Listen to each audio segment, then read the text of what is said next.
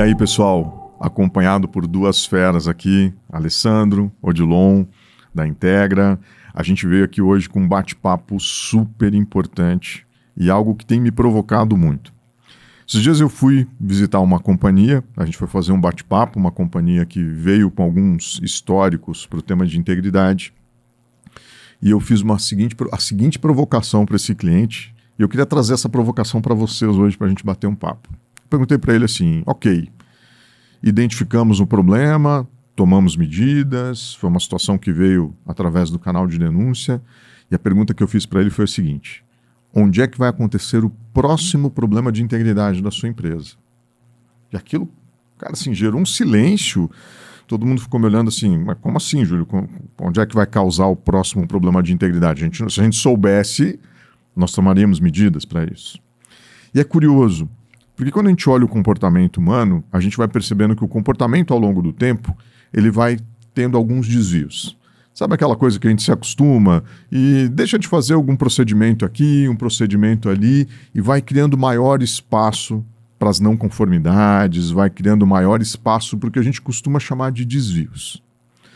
Queria aproveitar a experiência de vocês aqui, trazendo muito do ponto de vista prático, do ponto de vista de dia a dia dentro das empresas.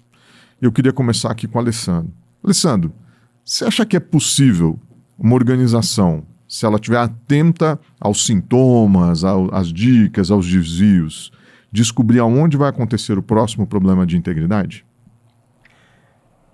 Na realidade, quando a gente fala em gestão, a gente fala de métricas, é possível. Não é adivinhação, bola de cristal. Se eu tenho ideia do que eu estou controlando, eu consigo saber onde tem desvios. E isso é muito simples para a equipe de conselho, executivos, analisar esses indicadores. Por quê? Em geral, esse pessoal avalia ali indicadores financeiros, estratégicos, concorrência. E por que não dar uma olhada nos desvios comportamentais, que pode ser um indicador de média e alta gestão? E eu acredito que sim, é possível, só que você tem que saber quais são os tipos de desvios, cenários que você precisa olhar. E você precisa dar uma atenção melhor para que esses indicadores sejam de conformidade. Porque quando você fala em risco de ter ou não ter uma determinada situação, você tem que avaliar duas situações. Você tem o risco de ter problema e o risco de ter sucesso. Então, não vou dizer que é 50-50, mas você tem que avaliar essas oportunidades. Mas sim, é possível.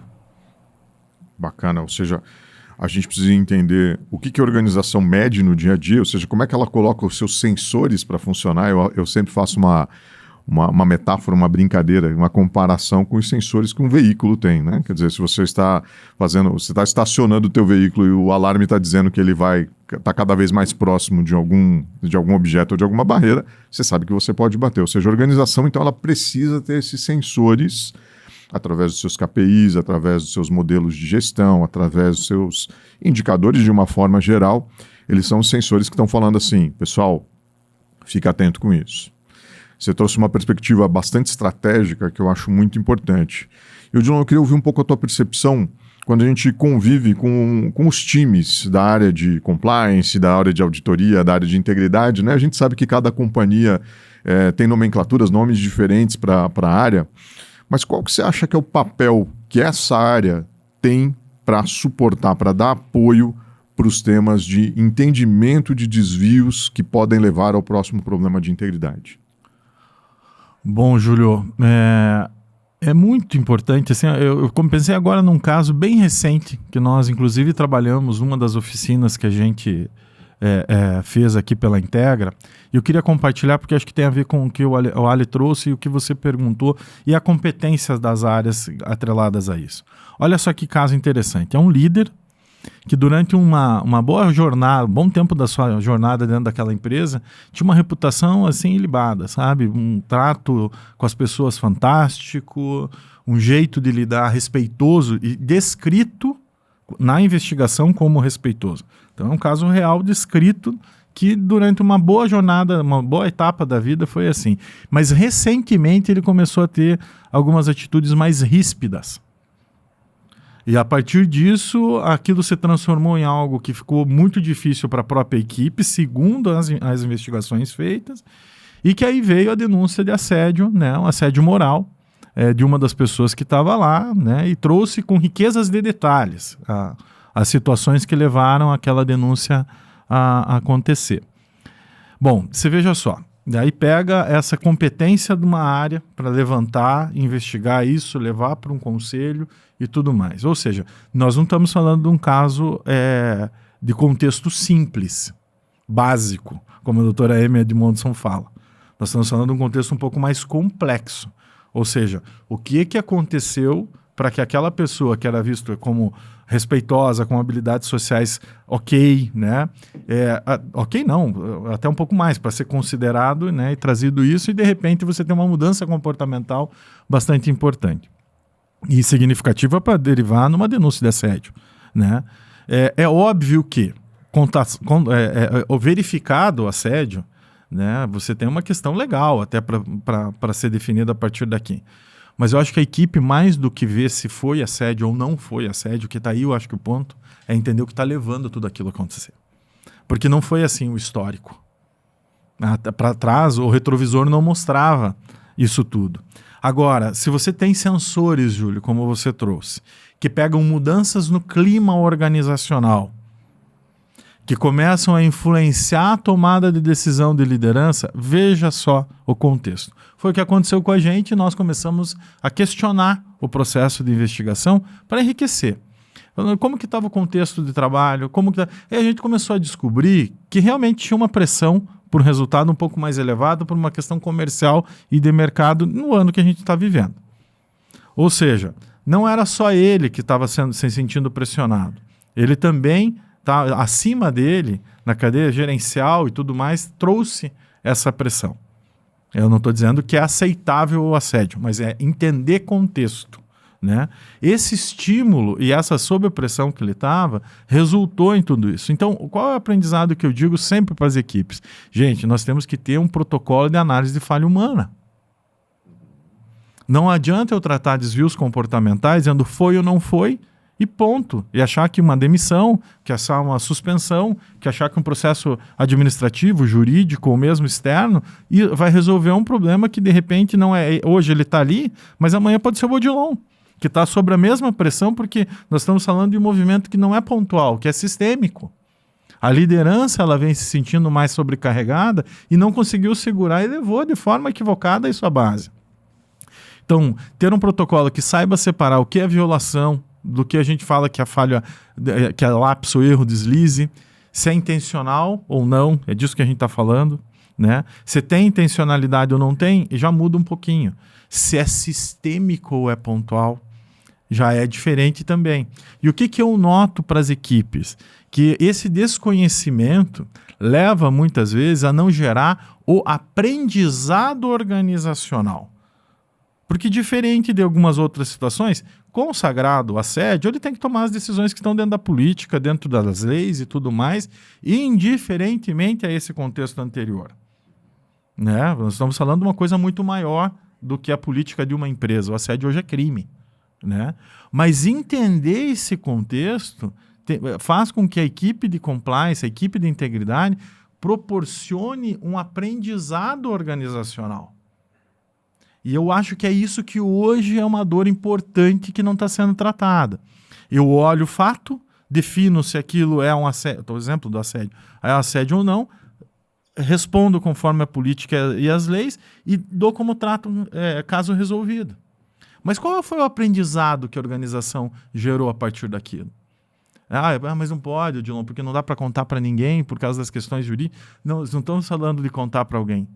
Nós estamos falando de entender qual é o contexto e saber que se eu coloco sensores, Júlio, eu gostei muito da tua fala, sensores que detectam uma baixa na favorabilidade do clima que está causando impacto negativo nas relações, você começa a entender que você pode ter algumas questões ligadas à saúde mental, que tem a ver com integridade. A saúde não, a doença mental, né? Você pode ter relações mais tóxicas que podem derivar em assédio. Quer dizer, você tem um monte de coisas aqui que vão impactar, inclusive, nas questões financeiras, comerciais e todo o restante que a gente sabe que existe. Então, assim, o que eu vejo hoje, que a preparação do time, seja o time de auditoria, seja o time de integridade, seja o time de compliance, é fundamental para se falar de análise de desvios comportamentais, entender de análise de falha humana. Porque não vai gerar aprendizado organizacional. A nossa preocupação dentro da Integra é o que a gente está aprendendo com esses eventos indesejados que ocorreram. E eu acho que é aí que está o ponto, Júlio. Perfeito, perfeito. Você trouxe uma perspectiva, vocês trouxeram perspectivas muito legais, né? E existem coisas, existem práticas hoje que são muito interessantes. Por exemplo, a organização, quando faz uma pesquisa de clima, por exemplo, ela às vezes não está medindo as variações das pesquisas de clima passada, né? Ela até estabelece assim, poxa, o que está bom a gente até ressalta, né? Estamos melhorando o clima. Mas será que existem pequenos sensores ali que podem dar sinais de que a coisa estacionou ou não está tão boa? Né? Eu tenho insistido muito para as áreas de integridade dos nossos clientes para que elas comecem a ser mais protagonistas nas pesquisas de clima organizacional. Né? Coloquem na pesquisa de clima uma ou duas perguntas que de alguma forma possam medir temperatura ou que sejam esses sensores. Né? Grande parte das pesquisas de clima hoje não apresentam temas específicos de integridade. Talvez a gente tenha uma oportunidade bacana aqui, né? Os diagnósticos de cultura de integridade, de alguma forma, vão mostrando para a gente alguns sensores e questões práticas, né? Eu vejo, por exemplo, que a gente cria muitas vezes ambientes onde os pequenos desvios são super aceitos, né? Vou dar um exemplo prático, vocês vão entender onde eu quero chegar com isso e aí trago a pergunta final para vocês dois aqui. Em algumas organizações é super aceitável, e a gente já viu isso, que o cara que sai de férias, por exemplo, põe um post-it com a senha do seu computador. Isso é uma não conformidade. Vocês concordam comigo que isso é um desvio comportamental? Ou seja, é como se eu estivesse não usando um EPI quando eu olho do ponto de vista de segurança, o EPI básico, que é a minha senha. A senha deveria ser entendida como um EPI, um equipamento de proteção individual do ponto de vista de integridade. Porque se alguém entra no meu computador e de alguma forma retira dali alguma informação, você está sendo responsável por aquilo, afinal de contas você deixou sua senha ali. Estar atento a esses mínimos detalhes, àquilo que a gente é tolerante dentro da organização, do ponto de vista de integridade, eu acho que também pode ser um fator legal que se reúne a essas dicas que vocês deram, que foram perfeitas. A gente tem feito nos nossos bate-papos aqui, nos nossos podcasts, um espaço final sempre, que é o conselho para os conselheiros, né? E eu queria ouvir de vocês. Rapaz, será que esse tema desvio comportamental, que aparentemente é um tema bastante operacional, também pode fazer parte da agenda do conselho? E se sim, qual que é o conselho que vocês dariam, Alessandro? Conselho para os conselheiros sobre desvio comportamental. Eu acredito que os conselheiros, eles não vão cuidar especificamente de documentar causa raiz de problema, mas eles precisam de indicadores, os famosos KPIs. Eles precisam que a média e a gestão e o operacional tragam ali as informações e que sejam enumerados por períodos e, inclusive, com base no que você comentou, histórico da situação. Porque você sabendo onde está o histórico ao longo da linha do tempo, por áreas, você consegue definir e ler cada um daqueles sensores para saber onde estão os desvios e se esse desvio é pontual ou sistêmico da própria organização. Top, Alessandro. Ou seja, para o conselheiro não é o pontual que interessa, mas o sistêmico para ele fazer uma leitura um pouco mais aprofundada. Ver todo o histórico. Show. Odilon, teu conselho para os conselheiros. Recentemente a gente estava apresentando um diagnóstico de cultura de integridade para o conselho de uma grande companhia aqui brasileira e uma das participantes teve uma pergunta que eu achei fantástica.